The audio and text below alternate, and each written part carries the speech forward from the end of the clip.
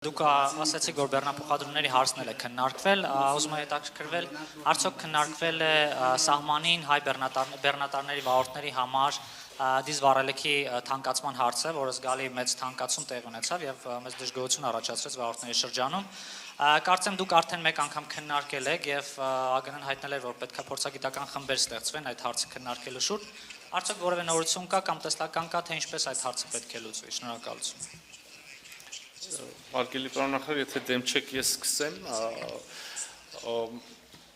այո,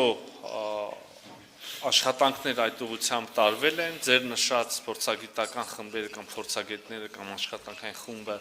այդ ուղղությամբ աշխատել է, մենք մոտավորապես ունենք բանաձև, որը երկու երկրների համար էլ եւ երկու երկրների բեռնափոխադրողների համար էլ եւ վարորդների համար էլ որոշակի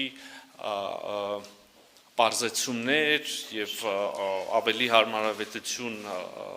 կառաջարկի, առաջիկայում կվերջնականացվեն աշխատանքները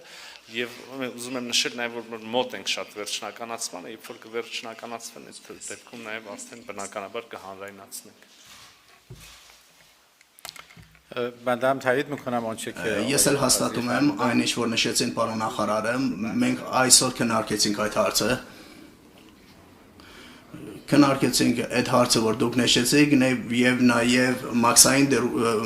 դուրքերի վերաբերյալ, որ գոյություն ունի, մենք պայմանավորվել ենք, որ վարորդների եւ բեռնատարների համար ճանապարհը պետք է լինի հեշտ, ծախսերը պետք է նվազեն, որպեսզի բեռնափոխադրումների ուղղությամբ կապերը զարգանան երկու երկրների միջև, այդ ուղղությամբ ձևավորվել է աշխատանքային խումբ եւ մենք էլ հանձնարարել ենք կոմիտեին, որպեսզի